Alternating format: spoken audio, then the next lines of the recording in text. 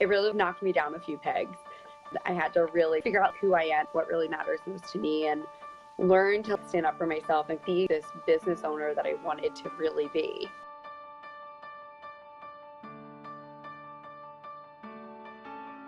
We have Ashley from the Classy CEO with us today. And Ashley is a CEO mentor who helps new female entrepreneurs really own that role of a CEO. So Ashley, thank you so much for being here today. And can you maybe fill in any gaps and give us a glimpse into the life of Ashley and how the Classy CEO fits in? Yeah, so I actually started in marketing and things, and then really decided that I wanted to help women because I noticed a lot of women were calling themselves a business coach, a this, a that, the other thing, and nobody was really owning that CEO role because that's exactly what we are. And so it's been like my little personal mission to get people to really love their business and own the CEO title so that way they can treat it like a business and not a hobby. Mm-hmm. Mm-hmm. That's awesome. And so when did you begin the Classy CEO? Because I know that you have other businesses and you're also a gymnastics coach. So you have a lot going on. So when was the Classy CEO born? I would say like March. So it's like pretty new. It's 2 months old. It's a baby. Yeah. So now the path to get to creating the Classy CEO was, would you describe that as bumpy? Did you discover anything in the process that caused you to create this community for women and this program for women? It was a crazy road to get here. I'm going to be really honest. It was like the craziest road ever. Like I said, I had a marketing firm last year and it was terribly awful. It was just the worst thing I've ever done. I cried like a whole lot. It didn't work with the types of people I wanted to. Like, it was just like a total failure.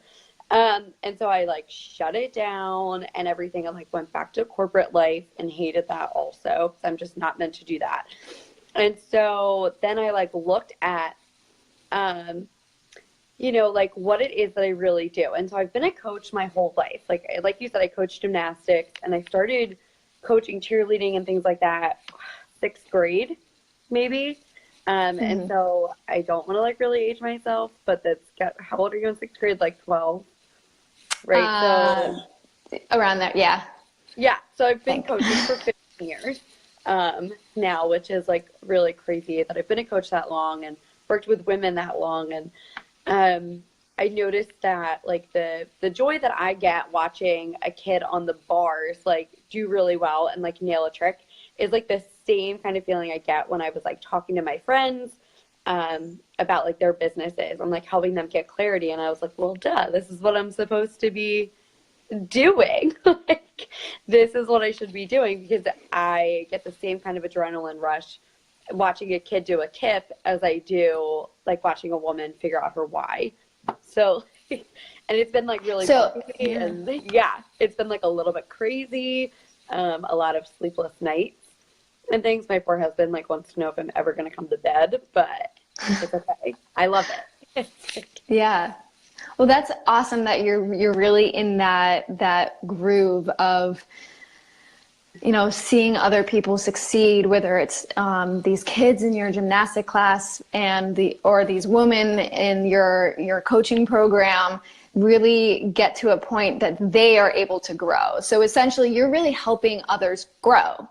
And and there must have been a turning point that led you to say, I need to do this. I need to create this community for women and start the Classy CEO. So can you fully identify what that moment was? I think it was like a lot of little moments that led to like one big like epiphany that I had. Like I said, I had the marketing firm and it was miserable and I had terrible clients, and I literally cried all day, every day. And I hired a coach. I paid her in full, and then she never showed up. And so I just like felt so defeated and things. It took like 6 months to get the money back for that. But so I was out like a couple grand. for that. And I was just like, maybe this isn't for me. And so then I started like coaching gymnastics, and I have friends who do a lot of MLMs. And so I was like coaching them on like how to really like stand out and do these kinds of things. And then I was at an event in February, something local with like a bunch of MLM women. And they were like, Ashley, like, why are you not like coaching? Like, why is this not like your full-time thing? And I was like, I don't know. Why am I not doing that? And they're like, you like love it. You're here till like 11 o'clock at night with us, like helping us improve in our business. So like, why is that not what your business actually is? And I was like, I don't know. Why is that not what my business is? So I just like that like whole conversation, because I had like a Facebook group and things, and she was like, do I have to pay to be in it? And like all of this stemmed from like one conversation with this woman. And I was like, no, why would you pay for that? And she was like, because you're helping me improve my business. So like, why wouldn't I pay you? And I was like, I don't know. Why wouldn't you? Like, and it was just like, duh. I'm like, I can take the coaching skills that I've had for 15 years and apply it with all the business knowledge that I have and really work with the type of people I want to work with. And so that one conversation that I had was just kind of like the icing on the cake from everything else that has happened and like all the experiences that I've had. Mm-hmm. Now, I want to dial in on that one specific moment where you invested in a coach and she never showed up there, Yeah. and you are currently in your job where you wanted to leave, you hated it. So there's a lot of emotions that drove you to invest in yourself and your business. And now you're feeling, okay, so I just got rejected, stood up. There's a lot of emotions that went into that. Can you really like dial in and let us know what the thoughts that were going on in your head in those moments, how you were feeling? What did your day-to-day look like? It was like a really crazy like time period for me. So I have so my husband's disabled, so he got hurt in the military, and so you might even see him like stumbling around my house. And so when he got hurt, like we didn't really have like a lot of money. The Army like kind of stopped taking care of us and things like that. And so it was like a really big deal for me to like invest in a coach. Like we did not have the extra funds to do that. It was kind of like pay our rent or like pay a coach. And he was like, pay for the coach because I really believe in you and what you want to do. And I was like, okay, great. Thank you so much. And so I was interviewing coaches, and this one, she kind of like bullied me a little bit into hiring her. And I was like, okay, well, maybe that's what I need. Maybe I need someone who's really going to like push me and be a little bit aggressive because I'm like overly nice. It's usually people get so mad at me because I'm like too nice all the time. And so I was like, maybe I need this like really aggressive coach. And I didn't like vibe with her at all, but I was like, whatever, this is what my business needs. Maybe this is how it's supposed to go. And so I paid her in full, like paid for her whole program in full. It was like a 3-month thing. And then like the first meeting, she like didn't show up because she said she was like sick. And I was like, okay, no problem. Like this is not the end of the world. And then the second meeting, she was like, I have no power at my house because of a snowstorm. Well, I only lived like 20 minutes away from her, and it was not snowing outside. Like we'd gotten like massive snow like 2 weeks prior, and so I was like, it's not snowing. And she like sent me a picture of the snow from 2 weeks ago. And I was like, I literally live like 20 minutes away. Like, I was like, I promise it's not snowing. And then that was kind of it. And then she was just like, I hate your guts. Like, I never want to work with you and all these things. And then I was like, I was so hurt. I was like, I can't believe I just like invested. And my husband believed in me so hard. And here I was like not making it work. And I felt like such a failure. And I was like, this is obviously not for me. I don't have the skin for this. I don't have the chops. Like, I'm not as smart as I think I am. I don't have as much value as I think I do. Like, if this coach couldn't even show up for me, you know, like how am I supposed to get other people to work with me? If the person I paid to believe in me couldn't even believe in me. And it was such a hard time. And it was at the same time I had that bad client, and I was just like, this is not for me. And I shut it down. And, I thought about it every single day. I'm like, what would happen if I had stuck with it? What had happened if I'd worked with a different coach? Like what would have happened? And, you know, now that coach isn't in the business anymore because I posted about it in a group and like, if anybody is experiencing this, and it turned out there was like a couple, like 100 women she had like done this to. Wow. It was like a really big scandal last year. There's like support Facebook groups like for people who were like personally victimized by her.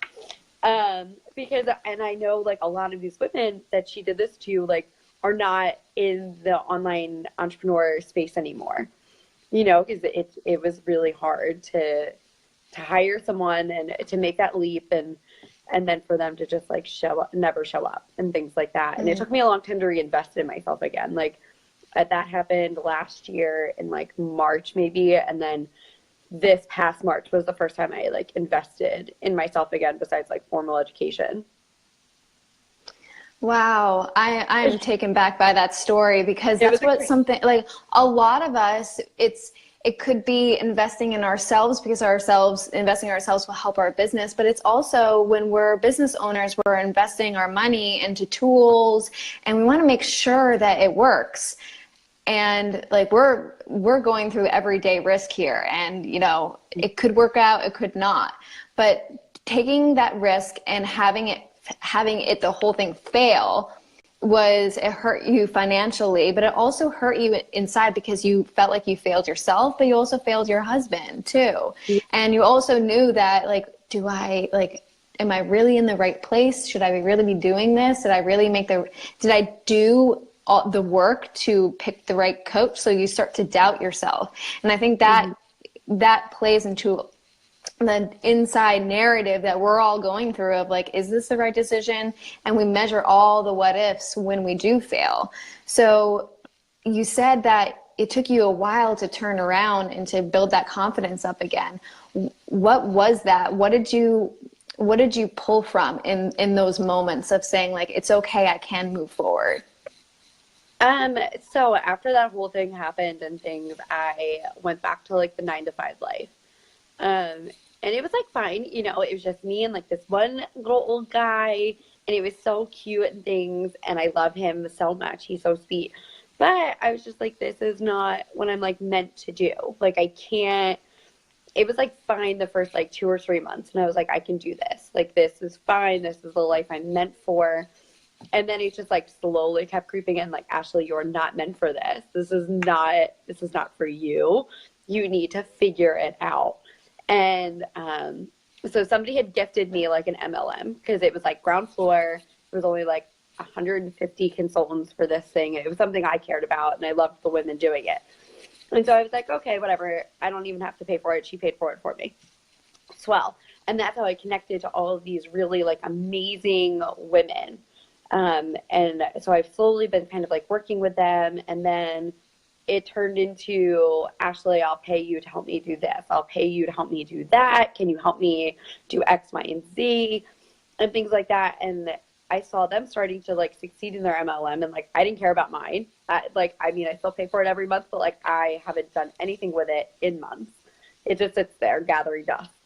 And after I started seeing like their results and things like that, I was like, okay, like I could maybe do this for some of my other friends who want to like do that. So I talked to like personal friends who are like virtual assistants and things like that, and we got their business to a different place. And then that woman was like, you should be doing this full time. And I was like, yeah, you're probably right. Like I almost needed somebody else to like validate that I knew what I was doing for me to be like, okay, yeah, let's move forward with this now, because I'd faced so much rejection the year prior. And so I was like, I'm not going to go forward until I see like results for clients. Like I don't even care about like money in my checking account or things like that anymore. I'm like, I just want to make sure like they're doing well. And if they're doing well, then I feel like I've done well. And so I like needed somebody to validate that I like knew what I was doing in order for me to like move forward. That's good that you were able to turn around, and it sounds like we're very similar in the sense of what drives us is helping others change and transform. Because yes, money is one thing, we all need to survive, but and maybe you can correct me if I'm wrong, you think that success is actually making others transform and change. And that, yes, you may help someone, but you really know you help them when you see a change in them and they're showing that change. Yeah, it makes such a difference for me. Like, I just love watching. Like I just talked to a friend the other day and she's like, let me pay you. And I was like, no, no, no. Like I've known you since I was 3. It's fine. Like, but let's like work through your business. And now she's like taken her business to a whole different level. And she's like so excited. And like, I get excited watching her be excited. And my husband makes fun of me. He's like, who gets that excited over somebody else's success? And I'm like, I do. Like, I love that. I want the whole, I want women everywhere to like really empower themselves and really just live a life that feels like fulfilling and authentic to them. And if I can do that for a couple women, then I feel like I've been really successful in my life. Mm-hmm. Mm-hmm. Now, do you think that that experience with the con artist that you dealt with, do you think that she in a way taught you something about yourself?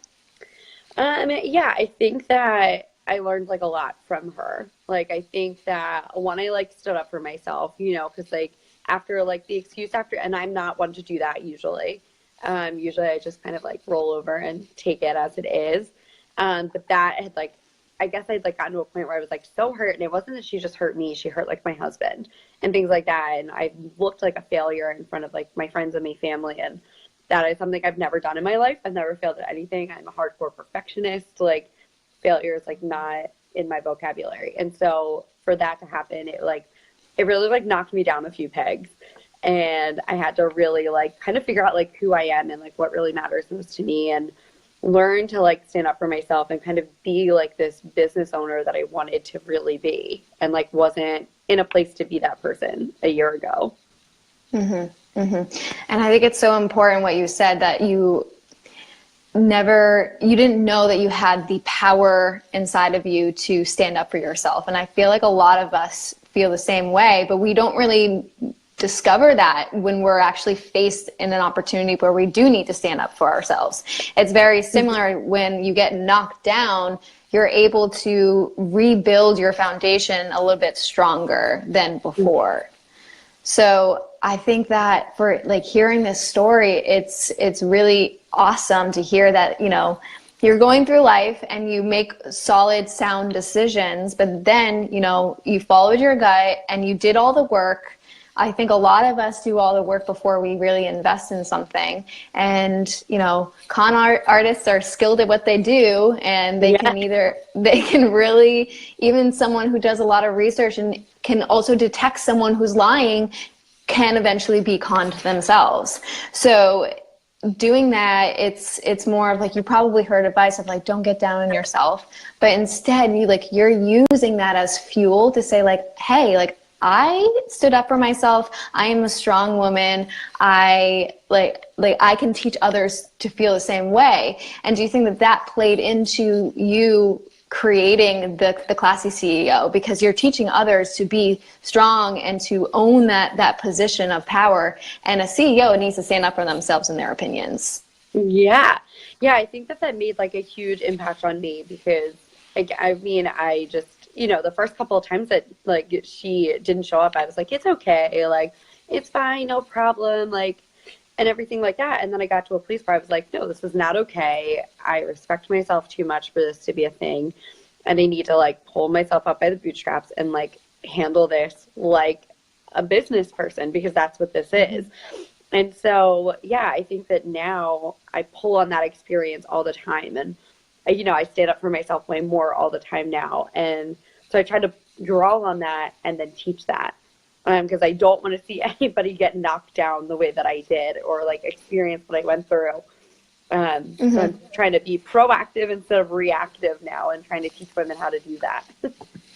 Mm-hmm. That's awesome. A lot of the times when we create businesses or programs or courses, it's usually because we ourselves went through it and we found a strength within ourselves, or we found a resource or a tool that we just have to share with other people. And that's amazing that you were able to go through that. And you're probably going to pull from that experience into other situations. And of course, that leads me to my next question is, do you think that I know that you pull it into your business, but do you think that now when you're faced with not a similar situation, because I mean, you can only come across artists once in a while.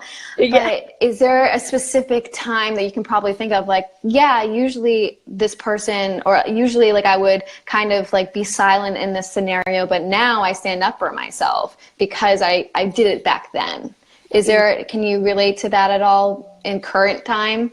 Yeah, I just went through an experience like with my best friend. We've been friends our whole lives, but she has like she has like a lying problem, and I love her. I've always known that about her. And then recently it just got like really bad. Like the lie was like too bad for me to like not address. And normally I just like let it go, and like that's just how she is. It's fine. It's not a big deal. But I really like stood up for myself, and like, you know, we were able to work it out, and we've never had a disagreement in 27 years. We've never had a disagreement about anything because I usually just roll over and take things as they are. But yeah, I kind of like confronted her, and I'm not very confrontational, but I did that, and we were able to like move past it and like be in a different place in our relationship that was like better now, and like I'm like more decisive even when it comes to like doing things. Like my husband loves to go to the movies. He is like a big movie buff. And so that's all he ever wants to do. And I've gotten to a point where I'm like, no, this is not what we're going to do. And like, even just like little things like that, like make me feel empowered, where I'm like, no, we're going to go to dinner instead. We're going to walk through Barnes and Noble because I'm a big geek and I like to read. So like, that's what we're going to do instead. And he's like, okay. Like, it's really, and like, it's just like little things, you know what I mean? Where I'm like, now I'm like, okay, you don't have to like, I don't know, appease everybody else, I guess. You know what I mean? Like you have to like stop and take care of you and like what makes you happy and what lights you up. And I think that experience has really taught me to like do that now. That's awesome. And like, there's so many points you touched in there that I feel like a lot of us in our realm and in any industry we're in, it's for the people. We're at work for people, whether we see it that way or not. And a lot of us are people pleasers because we did go off and we do have those tendencies to want to please other because we want to be accepted in one way or another. And if we constantly work around other people, sometimes it's harder for us to make decisions. We get overwhelmed with all these people. You know, you can't make everyone happy, and you have to like decide what's right for you and what's right for your business to move forward and make those decisions. And a lot of that plays into our personal lives too. So yeah, this is it's not every day that you come across con artists and liars and deal with them. So it's very intriguing to hear these types of stories because some of us can't even identify a liar or when we're being conned or manipulated in any way. So yeah, that's awesome. And then being a CEO, you have to like be able to identify those too.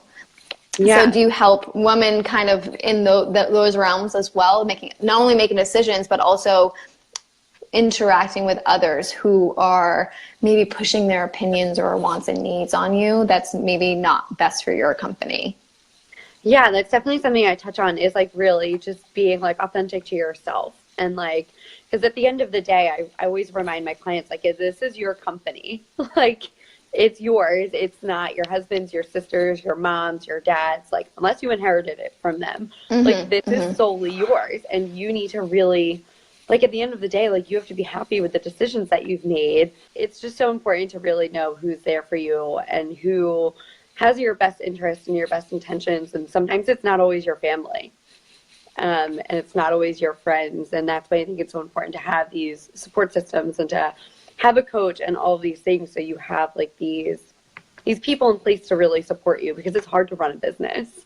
It's so hard to run a business. And so having the right people there who really care about like your genuine success, I think makes like a big difference.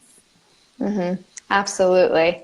Now, for you, I'm going to bring it back to where we had started before.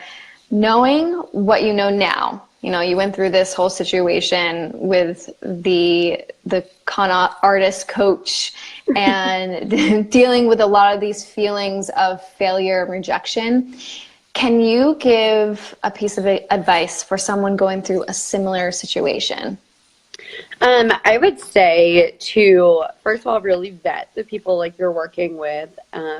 I'm a big fan of referrals. Like I kind of don't listen to anybody who says they want to work with me or something anymore. Like instead I look for who is being tagged in those posts and things like that, and who has the testimonial of working with them. Like what is the impact they've actually made? And I look to see where their clients are. Are their clients in a place that I want to be?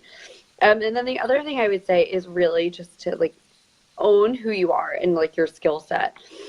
Because there's no other you. There's nobody who has the experiences that you have. Like nobody has those things, and so you offer a really unique perspective to your ideal client. And to give up and things like that, you're really just denying your ideal client your talents, and that's not fair to them, and that's not fair to you. And so I just really encourage you to really remember like who you are and why you got started, and just really love like yourself and what you have to offer. Mm-hmm. Mm-hmm. That's awesome. And I'm going to wrap up with a few quick fire questions so everyone can get to know you a little bit better on a different level. So what does your morning routine look like?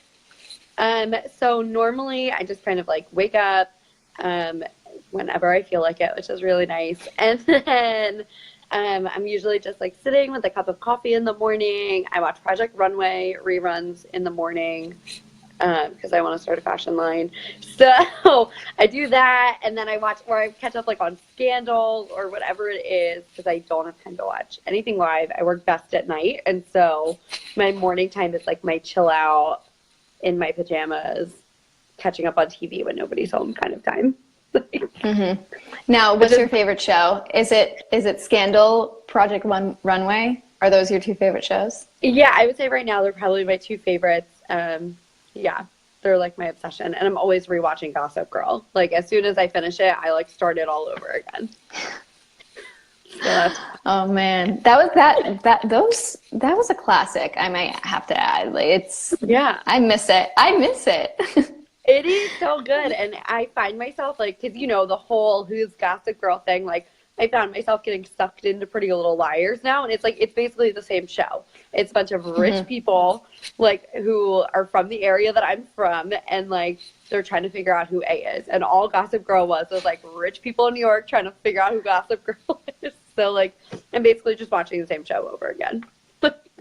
Essentially, yeah. Essentially, yeah. So being an entrepreneur, we all have those late nights or really creative ideas and projects that we have to push through. When's the longest you had to go without sleep?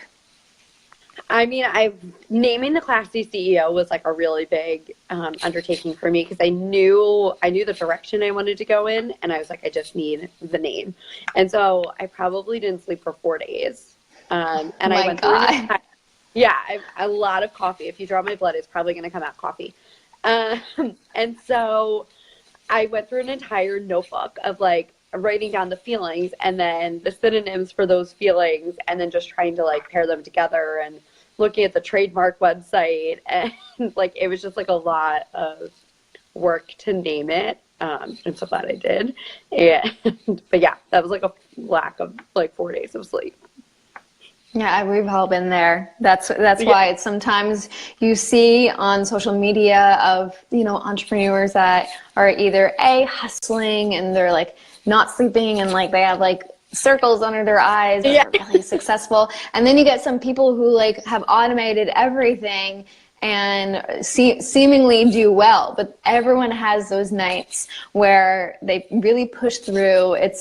It happens, and you kind of like get like loopy, but like after you're like, I'm really happy I did that, because now I have this finished product. It feels or so service. Good. I had that happen with a client's website one time. I designed a website, which I don't do anymore, but I had done this website, and when I called like the company to get them to switch from like the live site to the staging site that I designed, they deleted her entire staging site.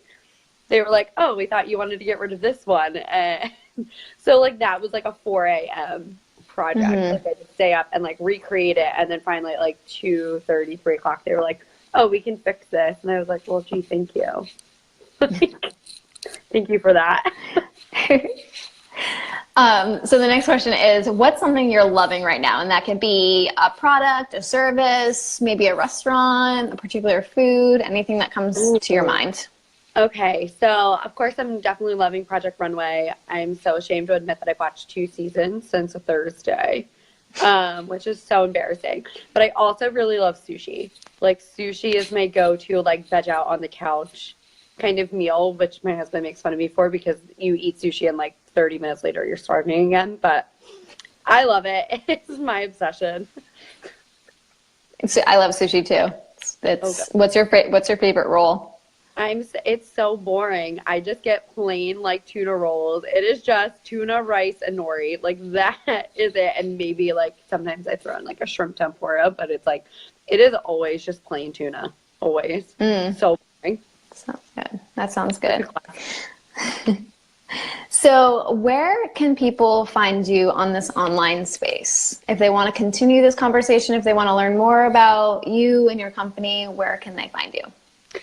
So you can find my Facebook group, which is The Classy CEO. You can find me on Instagram. It's just my name. It just says like Ashley E. Love. And then I'm on Pinterest. And those are like the biggies. Those are my big three. Awesome. And before we head out, can you give any last words of wisdom? Yeah. Okay. I love this. I would just say to really write down like everything that you love and everything that you really want to do, and really kind of get intimate with why you want to do those things. Because I think that when you know what you're good at and you know why you're good at it and why you want to do it, I think it's easier to get through those tough moments and things like that.